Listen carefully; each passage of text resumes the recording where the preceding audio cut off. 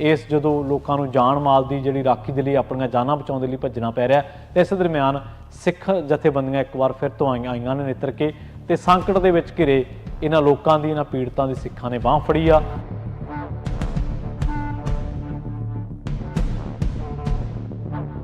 ਸਤਿ ਸ਼੍ਰੀ ਅਕਾਲ, ਤੁਸੀਂ ਜੁੜੇ ਹੋਏ ਹੋ ਪੰਜਾਬੀ ਰੇਡੀਓ ਯੂਐਸਏ ਨਾਲ ਤੇ ਪੰਜਾਬੀ ਟੀਵੀ ਯੂਐਸਏ ਦੇ ਨਾਲ ਤੇ ਆਪਾਂ ਗੱਲਬਾਤ ਕਰਾਂਗੇ ਇਸ ਟਾਈਮ ਅਮਰੀਕਾ ਦੇ ਇਤਿਹਾਸ ਦੀ ਸਭ ਤੋਂ ਵੱਡੀ ਤਰਾਸਦੀ ਦੇ ਬਾਰੇ, ਸਭ ਤੋਂ ਵੱਡੀ ਭਿਆਨਕ ਅੱਗ ਦੇ ਬਾਰੇ। LA ਦੇ ਇਲਾਕਿਆਂ ਦੇ ਵਿੱਚ ਲਾਸ ਐਂਜਲਸ ਕਾਉਂਟੀ ਦੇ ਵਿੱਚ ਜਿਹੜੀ ਅੱਗ ਲੱਗੀ ਹੋਈ ਆ ਉਹਦੇ ਕਰਕੇ ਜੋ ਇਸ ਵੇਲੇ ਤਬਾਹੀ ਹੋਈ ਆ ਉਹਦੇ ਜਿਹੜੇ ਮੰਜ਼ਰ ਨੇ ਉਹ ਦੇਖਣੇ ਬਹੁਤ ਔਖੇ ਨੇ। ਆਮ ਜਿਹੜਾ ਇਨਸਾਨ ਆ ਉਹ ਇਹਨਾਂ ਤਸਵੀਰਾਂ ਜਿਹੜੀਆਂ ਅੱਗ ਲੱਗਣ ਤੋਂ ਬਾਅਦ ਦੀਆਂ ਤਬਾਹੀ ਦੀਆਂ ਨੇ ਇਹਨਾਂ ਨੂੰ ਦੇਖ ਕੇ ਭਾਵੁਕ ਹੋ ਜਾਂਦਾ ਹੈ। ਮਨੁੱਖਤਾ ਤੇ ਨਾਲ ਕੁਦਰਤ ਦੇ ਜਿਹੜੇ ਹੋਰ ਜੀਵ ਜੰਤੂ ਨੇ ਉਹਨਾਂ ਦੇ ਉੱਤੇ ਇਹ ਅੱਗ ਜਿਹੜੀ ਆ ਉਹ ਕਹਿਰ ਬਣ ਕੇ ਟੁੱਟੀ ਹੈ ਤੇ ਬਹੁਤ ਸਾਰੀਆਂ ਵੱਡੀਆਂ ਗਿਣਤੀ ਦੇ ਵਿੱਚ ਇਮਾਰਤਾਂ, ਤਕਰੀਬਨ ਹਜ਼ਾਰਾਂ ਦੀ ਗਿਣਤੀ ਦੇ ਵਿੱਚ ਇਮਾਰਤਾਂ ਜਿਹੜੀਆਂ ਢਹਿ ਢੇਰੀ ਹੋ ਚੁੱਕੀਆਂ ਨੇ, 25 ਮੌਤਾਂ ਹੋ ਚੁੱਕੀਆਂ ਨੇ। ਇਸ ਤੋਂ ਇਲਾਵਾ ਲੱਖਾਂ ਲੋਕਾਂ ਨੂੰ ਸੁਰੱਖਿਆ ਟਿਕਾਣਾ ਤੇ ਪਹੁੰਚਾਇਆ ਗਿਆ। ਵੱਡੀ ਗਿਣਤੀ ਦੇ ਵਿੱਚ ਕੈਲੀਫੋਰਨੀਆ ਤੋਂ ਇਲਾਵਾ 9 ਹੋਰ ਰਾਜ ਨੇ ਜਿਨ੍ਹਾਂ ਦਾ ਅਮਲਾ ਫਾਲਾ ਇਸ ਅੱਗ ਨੂੰ ਬੁਝਾਉਣ ਦੇ ਵਿੱਚ ਲੱਗਿਆ ਹੋਇਆ। ਵੱਡੀ ਗਿਣਤੀ ਦੇ ਵਿੱਚ ਉਹਨਾਂ ਲੋਕਾਂ ਦੀਆਂ ਜਿਹੜੇ ਲੋਕ ਦੁਨੀਆ ਭਰ ਦੇ ਵਿੱਚ ਆਪਣੀ ਅਦਾਕਾਰੀ ਕਰਕੇ ਮਸ਼ਹੂਰ ਸਨ, ਆਪਣੇ ਕੰਮ ਕਰਕੇ ਹਾਲੀਵੁੱਡ ਦੀਆਂ ਹਸਤੀਆਂ, ਉਹਨਾਂ ਦੇ ਮਿਲੀਅਨਸ ਡਾਲਰਸ ਦੇ ਜਿਹੜੇ ਘਰ ਬਣਾਏ ਸੀਗੇ ਆਸ਼ੀਆਂ ਨੇ ਉਹ ਤਬਾਹ ਹੋ ਚੁੱਕੇ ਨੇ। ਧੂਏ ਦੇ ਵਿੱਚੋਂ ਭੱਜਦੇ ਨਿਕਲਦੇ ਲੋਕਾਂ ਦੀਆਂ ਤਸਵੀਰਾਂ, ਧੂਏ ਦੇ ਵਿੱਚੋਂ ਆਪਣੇ ਪਾਲਤੂ ਜਾਨਵਰਾਂ ਨੂੰ ਬਚਾਉਂਦਿਆਂ ਦੀਆਂ ਤਸਵੀਰਾਂ, ਫਾਇਰ ਫਾਈਟਰਸ ਦੀਆਂ ਜਿਹੜੀਆਂ ਤਸਵੀਰਾਂ ਨੇ ਉਸੇ ਦਰਮਿਆਨ ਅੱਗ ਤੇ ਜੱਦੋ-ਜਹਿਦ ਪਾਉਣ ਦੀਆਂ ਤਸਵੀਰਾਂ, ਇਹ ਸਾਰੀਆਂ ਉਹਨਾਂ ਹਾਲਾਤਾਂ ਨੂੰ ਬਿਆਨ ਕਰਦੀਆਂ ਨੇ ਜਿਹੜੇ ਸਭ ਤੋਂ ਭਿਆਨਕ ਹਾਲਾਤਾਂ ਦਾ ਸਾਹਮਣਾ ਇਸ ਵੇਲੇ ਲਾਸ ਐਂਜਲਸ ਦੇ ਵਾਸੀਆਂ ਨੂੰ ਕਰਨਾ ਪੈ ਰਿਹਾ ਹੈ। ਇੰਨੀ ਕੁ ਤਬਾਹੀ ਹੋ ਚੁੱਕੀ ਹੈ ਕਿ ਕਈ ਸਾਲ ਲੱਗ ਜਾਣਗੇ ਇਸ ਤਬਾਹੀ ਤੋਂ ਮੁੜ ਉੱਭਰਨ ਦੇ ਲਈ ਇਸ ਸ਼ਹਿਰ ਨੂੰ। ਪਰ ਇਸੇ ਦਰਮਿਆਨ ਸਿੱਖ ਭਾਈਚਾਰਾ ਜਿਹੜਾ ਕਿ ਵੱਖ-ਵੱਖ ਥਾਵਾਂ ਦੇ ਉੱਤੇ ਜਿੱਥੇ ਕਿਤੇ ਵੀ ਮਨੁੱਖਤਾ, ਜੀਵ ਜੰਤੂਆਂ, ਕੁਦਰਤ ਦੀ ਕੋਈ ਕਰੋਪੀ ਆ, ਕੋਈ ਸੰਕਟ ਆ, ਉੱਥੇ ਪਹੁੰਚਦਾ ਤਾਂ ਠੀਕ ਉਸੇ ਤਰ੍ਹਾਂ ਹੀ ਨਾ ਸਿਰਫ ਕੈਲੀਫੋਰਨੀਆ ਬਲਕਿ ਅਮਰੀਕਾ ਦੇ ਵੱਖ-ਵੱਖ ਥਾਵਾਂ ਤੋਂ ਜਿਹੜੀਆਂ ਰਸਦਾਂ ਨੇ ਉਹ ਸਿੱਖਾਂ ਦੁਆਰਾ ਪਹੁੰਚਾਉਣੀਆਂ ਹੁਣ ਸ਼ੁਰੂ ਕਰ ਦਿੱਤੀਆਂ ਨੇ। ਇਸ ਤੋਂ ਪਹਿਲਾਂ ਇੱਕ ਬਹੁਤ ਵੱਡੀ ਤਰਾਸਦੀ ਸਪੇਨ ਦੇ ਹੜ੍ਹਾਂ ਦੀ ਸੀ ਜਿੱਥੇ ਵੱਡੀ ਗਿਣਤੀ ਲੋਕਾਂ ਨੇ ਸੇਵਾ ਕੀਤੀ ਸੀ। ਉਸ ਤੋਂ ਇਲਾਵਾ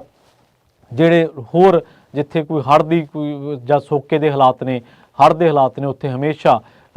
ਸਿੱਖ ਭਾਈਚਾਰੇ ਦੀਆਂ ਜਿਹੜੀਆਂ ਜਥੇਬੰਦੀਆਂ ਨੇ, ਸਿੱਖਾਂ ਦੀਆਂ ਜਥੇਬੰਦੀਆਂ ਨੇ, ਉਹ ਹਮੇਸ਼ਾ ਤਤਪਰ ਰਹਿੰਦੀਆਂ ਨੇ ਇਹਨਾਂ ਲੋਕਾਂ ਨੂੰ ਮਦਦ ਕਰਨ ਦੇ ਲਈ, ਇਹਨਾਂ ਲੋਕਾਂ ਦੀ ਮਦਦ ਕਰਨ ਦੇ ਲਈ ਤੇ ਇਹਨਾਂ ਲੋਕਾਂ ਨੂੰ ਰਾਹਤ ਦੇਣ ਦੇ ਲਈ। ਹੁਣ ਇੱਕ ਵਾਰ ਫਿਰ ਤੋਂ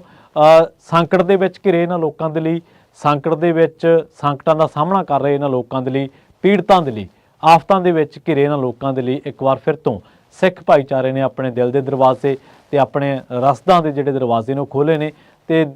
ਇਸ ਟਾਈਮ ਕੈਲੀਫੋਰਨੀਆ ਤੋਂ ਤਕਰੀਬਨ 2 ਦਰਜਨ ਤੋਂ ਵੱਧ ਜਿਹੜੀਆਂ ਸਿੱਖ ਜਥੇਬੰਦੀਆਂ ਨੇ, ਗੁਰਦੁਆਰਾ ਸਾਹਿਬਾਨ ਨੇ, ਉਹਨਾਂ ਤੋਂ ਜਿਹੜੀਆਂ ਰਸਦਾਂ ਨੇ ਉਹ ਇੱਥੇ ਇਹਨਾਂ ਇਲਾਕਿਆਂ ਦੇ ਵਿੱਚ ਪਹੁੰਚਣੀਆਂ ਸ਼ੁਰੂ ਹੋ ਚੁੱਕੀਆਂ ਨੇ। ਜੇਕਰ ਸ਼ੁਰੂਆਤ ਕਰੀਏ ਗੁਰਦੁਆਰਾ ਸਾਹਿਬ ਵੈਸਟ ਸੈਕਰਾਮੈਂਟੋ, ਉਸ ਤੋਂ ਬਾਅਦ ਗੁਰਦੁਆਰਾ ਸਾਹਿਬ ਸਟਾਕਟਨ, ਗੁਰਦੁਆਰਾ ਸਾਹਿਬ ਫਰੀਮੌਂਟ, ਸੈਨ ਹੋਜ਼ੇ ਗੁਰਦੁਆਰਾ ਸਾਹਿਬ, ਵਾਲਨਟ ਗੁਰਦੁਆਰਾ ਸਾਹਿਬ, ਰਿਵਰ ਸਾਈਡ ਗੁਰਦੁਆਰਾ ਸਾਹਿਬ, ਖਾਲਸਾ ਟਰਾਂਸਪੋਰਟੇਸ਼ਨ ਫਰੈਜ਼ਨੋ ਵਾਲੇ, ਇਹਦੇ ਨਾਲ ਖਾਲਸਾ ਏਡ, ਯੂਨਾਈਟਿਡ ਸਿੱਖਸ ਸੇਵਾ society Yuba city, Guru Nanak mission Bakersfield, ਤੇ ਗੁਰੂ ਰਵੀਦਾਸ ਗੁਰਦੁਆਰਾ ਸਾਹਿਬ ਰਿਓਲਿੰਡਾ, ਤੇ ਇਹਦੇ ਨਾਲ ਬਹੁਤ ਸਾਰੀਆਂ ਹੋਰ ਜਥੇਬੰਦੀਆਂ ਪੰਜਾਬੀ ਰੇਡੀਓ ਯੂਐਸਏ ਨੂੰ ਸਿਆਟਲ ਤੋਂ ਹੋਰ ਥਾਵਾਂ ਤੋਂ ਜਿਹੜੀਆਂ ਜਥੇਬੰਦੀਆਂ ਨੇ, ਲੋਕ ਨੇ, ਵੱਖ-ਵੱਖ ਤਰ੍ਹਾਂ ਦੇ ਜਿਹੜੇ ਰਾਹਤ ਕਾਰਜਾਂ ਦੇ ਵਿੱਚ ਕੰਮ ਕਰਦੇ ਨੇ ਉਹ ਲਗਾਤਾਰ ਪਹੁੰਚ ਕਰ ਰਹੇ ਨੇ ਇਹਨਾਂ ਲੋਕਾਂ ਦੀ ਮਦਦ ਕਰਨ ਦੇ ਲਈ। ਸੋ ਹਮੇਸ਼ਾ ਦੀ ਤਰ੍ਹਾਂ ਜਿਵੇਂ ਜਿੱਥੇ ਕਿਤੇ ਵੀ ਅਮਰੀਕਾ ਦੇ ਵਿੱਚ ਪਹਿਲਾਂ ਵੀ ਜਿੱਥੇ ਕਿਤੇ ਵੀ ਇਸ ਤਰ੍ਹਾਂ ਦਾ ਕੋਈ ਸੰਕਟ ਆਇਆ, ਕੋਈ ਕੁਦਰਤੀ ਕਰੋਪੀ ਆਈ ਹੈ, ਜਿੱਥੇ ਕਿਤੇ ਮਨੁੱਖਤਾ ਜਾਂ ਹੋਰ ਜੀਵ ਜੰਤੂ ਜਿਹੜੇ ਉਹਨਾਂ ਦੀ ਜਾਨ ਮਾਲ ਦਾ ਨੁਕਸਾਨ ਹੋਇਆ ਤਾਂ ਉੱਥੇ ਹਮੇਸ਼ਾ ਸਿੱਖ ਭਾਈਚਾਰਾ,